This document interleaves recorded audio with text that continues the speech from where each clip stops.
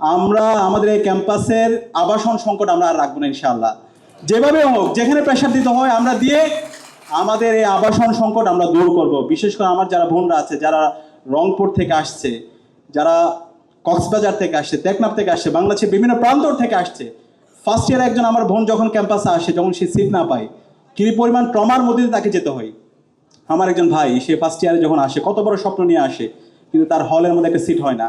সেই সংকট আমরা রাখবো না ইনশাআল্লাহ। তো ইতিমধ্যে আমাদের জায়গা থেকে বিশ্ববিদ্যালয়ের প্রশাসনের সাথে এবং গভর্নমেন্টের সাথে বিভিন্নভাবে আমাদের অনেকগুলো যৌথ কাজ শুরু হয়েছে এবং খুব দ্রুত সময়ের মধ্যে 5টা হল নির্মাণের কাজ শুরু হবে ইনশাআল্লাহ।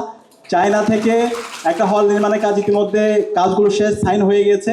নারী শিক্ষার্থীদের জন্য 1500 শিক্ষার্থীর জন্য হল নির্মাণের কাজ শুরু হবে এবং বাকি যে হলগুলো আছে সেগুলোও খুব দ্রুতই ভিত্তিপ্রস্তর স্থাপনের কাজ শুরু হয়ে যাবে। 2850 কোটি টাকার একটা প্রকল্প আছে, অধিকতর উন্নয়ন প্রকল্প।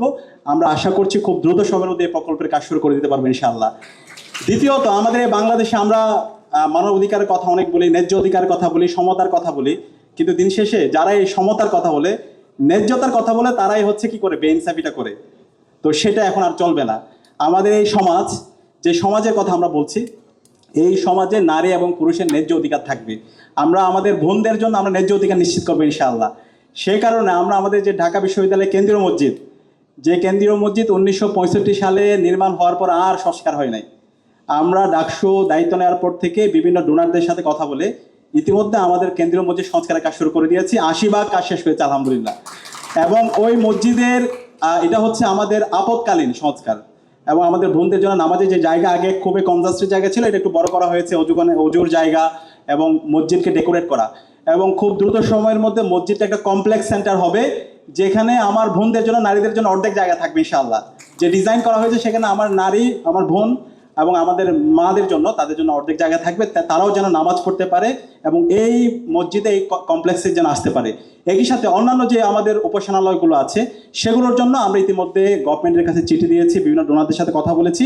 এই ঢাকা বিশ্ববিদ্যালয়ে যে একটা মাল্টি কালচারাল এবং মাল্টি রিলিজিয়াস ইনস্টিটিউট, সকল ধর্মের, সকল মানুষের, সকল বর্ণের অধিকার আমরা নিশ্চিত করবো ইনশাআল্লাহ। আর আমাদের সবচেয়ে বড় দাবি, আমাদের প্রায় অর্ধেক শিক্ষার্থী যারা বাইরে থাকে, ঢাকায় বিভিন্ন প্রান্তরে থাকে, আমাদের আবাসনের সংকটের পাশাপাশি পরিবহন সংকট, সেই সংকট দূর করার জন্য আমরা কাজ করছি। আজকেও আমরা অর্থ উপদেষ্টার সাথে মিটিং করেছি। ঢাকা বিশ্ববিদ্যালয়ে যে পরিবহনগুলো আছে সেগুলো যেন আধুনিকায়ন করা হয় এবং আমাদের যারা বোনরা আছে, 3টা হল ক্যাম্পাসের বাইরে আছে, সেখানকার শিক্ষার্থীদের জন্য খুব দ্রুত সময়ের মধ্যে আপনারা ডাবল ডেকার বাস দেখতে পাবেন ইনশাআল্লাহ। এবং সন্ধ্যাকালীন বাসের ঘোষণা ইতিমধ্যে এসেছে, যেটা দীর্ঘদিনের দাবি ছিল। একই সাথে আমাদের শনিবারের বাস এবং কুমিল্লা পর্যন্ত বাসের ঘোষণা ইতিমধ্যে আমাদের পরিবহন সম্পাদক দিয়ে দিয়েছে। তো এরকম অসংখ্য কাজ। এই ডাকসুটা হচ্ছে আপনাদের, এখানে ডাকসুর বিপি হিসেবে সাদিক কায়েম কিছুই না, অথবা GS, S M Farhad, Mohiuddin, Minhaj, এখানে আমরা কেউ নেতা না, আমরা আপনাদের প্রতিনিধি, আপনাদের ভাই। ক্যাম্পাসের যে কোনো সমস্যা, শুধু ক্যাম্পাস না, আমরা যে কথাটা শুরুতেই বলেছি, আপনাদের ব্যক্তিগত সমস্যা, পারিবারিক সমস্যা, একাডেমিক সমস্যা, যে কোনো সমস্যা ক্যাম্পাসে আপনাদের আপন বড় ভাই থাকলে, বোন থাকলে যেভাবে শেয়ার করেন, আমাদেরকে যদি আপনারা শেয়ার করেন, আমরা আপনাদের প্রতি কৃতজ্ঞ থাকবো ইনশাআল্লাহ। এবং আমরা কথা দিচ্ছি, যেভাবে পারি আমরা আপনাদের পাশে থাকবো। এবং আমাদের স্বাস্থ্যের সমস্যা অ্যাড্রেস করার জন্য ইতিমধ্যে আমরা কাজ শুরু করেছি, বিভিন্ন প্রতিষ্ঠানের সাথে আমরা এমওইউ করছি। এবং আজকে আমেরিকান ওয়েলনেস সেন্টার, তারা যে উদ্যোগ হাতে নিয়েছে, এরকম বড় বড় প্রতিষ্ঠানের সাথে আমরা এমওইউ করব। এবং এর বাইরেও আপনাদের যে কোনো ট্রিটমেন্ট কিন্তু সাপোর্ট লাগলে আমরা কথা দিচ্ছি আপনাদের পাশে থাকবো ইনশাআল্লাহ। তো আমরা আমেরিকান ওয়েলনেস সেন্টার সহ এখানে যারা ডোনাররা আছেন তাদেরকে ধন্যবাদ জানাচ্ছি এবং আপনাদেরকে ধন্যবাদ জানিয়ে আমি আমার কথা এখানে শেষ করছি। আসসালামু আলাইকুম রহমতুল্লাহ।